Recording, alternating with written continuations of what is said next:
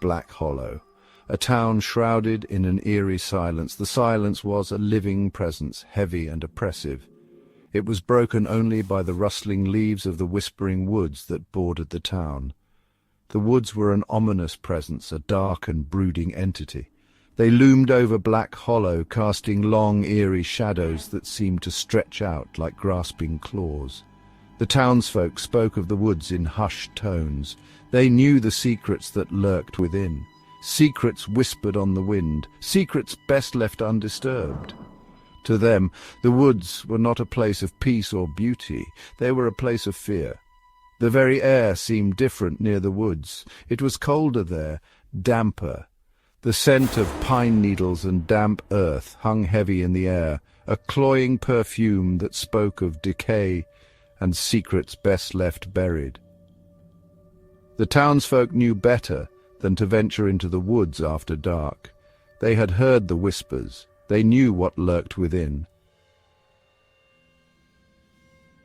Generations had passed down the tales of the whispering woods, tales told around flickering candlelight, voices hushed with fear.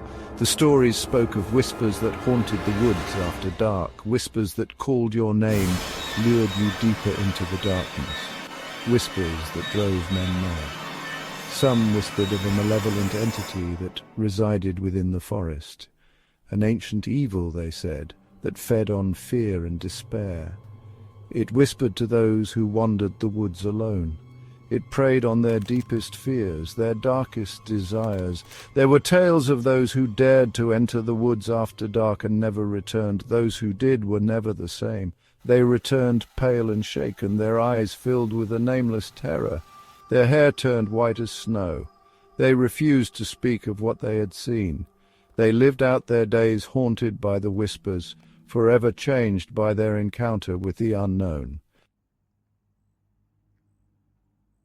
Caleb scoffed at the tales. He was a young man full of fire and skepticism. He refused to believe the stories that had haunted his childhood.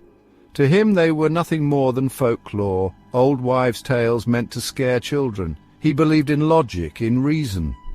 There had to be a rational explanation for the whispers.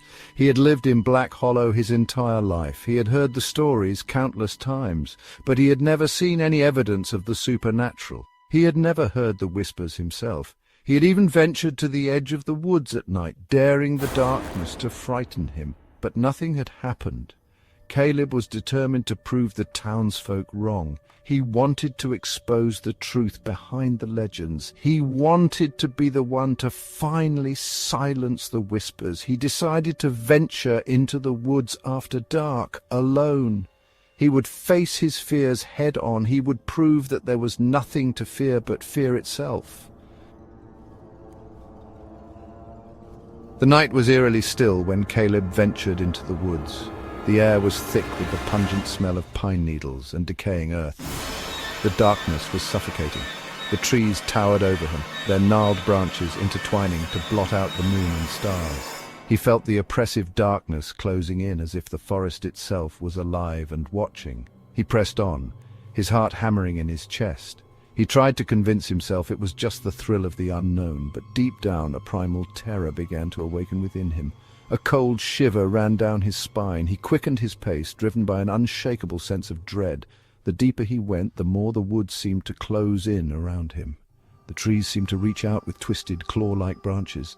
The silence was shattered only by the crunch of his footsteps on the dead leaves. Each step felt like a struggle against an unseen force. Section 5. Whispers in the darkness. The forest awakens. And then he heard it, a sinister whisper, faint at first, almost indistinguishable from the rustling leaves. He froze, holding his breath, listening intently. There it was again. A whisper, closer this time. His name. Someone was calling his name. He spun around, searching the darkness for the source of the voice, but there was nothing there. He was alone. He tried to rationalize it, to convince himself it was just the wind, but deep down he knew the whispers were real. He started walking again, his pace quicker now, almost a jog. The whispers followed him. They seemed to be coming from all directions now. They were louder, more insistent. They were whispering his name over and over again. The voice was laced with malice. Section 6. Face of Terror, a glimpse into the abyss. He burst into a clearing. The whispers stopped. He looked around, his heart pounding in his chest, and then he saw it. In the center of the clearing, bathed in moonlight, stood a figure. It was tall and slender, its limbs unnaturally long and thin. It was wearing a long, flowing robe that concealed its face. The figure turned towards him, and Caleb felt a chill run down his spine. He couldn't see its face, but he could feel its gaze upon him. It was a cold, empty gaze, a gaze that seemed to see into his very soul. He felt a terror he had never known, a terror that threatened to consume him. Then the figure spoke. Its voice was a low, guttural growl that seemed to emanate from the very earth itself. It spoke his name. Caleb stood frozen in place, paralyzed by fear. He wanted to run, to scream, but he couldn't move. He was trapped. Section 7. Flight from Darkness, Scars of the Unseen. The figure took a step towards him, and that broke the spell. Caleb turned and ran. He ran faster than he had ever run before, his lungs burning, his legs screaming for mercy. He didn't dare look back. He could hear the whispers behind him, urging him on. He didn't stop running until he reached the edge of the woods. He stumbled out onto the road, gasping for breath. He looked back, but the woods were silent. The whispers were gone. Caleb slowly made his way back to town. He was a changed man. The experience had shaken him to his core. He had looked into the abyss, and the abyss had looked back into him. He had faced his fears, and he had been found wanting. Section 8. The curse lingers, whispers beyond the woods. He fled Black Hollow the next day. He couldn't bear to stay, not after the horrors he had witnessed. He needed to escape, to erase the terror from his mind. He sought refuge in the city, hoping to vanish into the faceless masses. But the whispers pursued him. They invaded his nightmares. They murmured to him in the dead of night. He was trapped. He had escaped the woods, but the woods had not released him.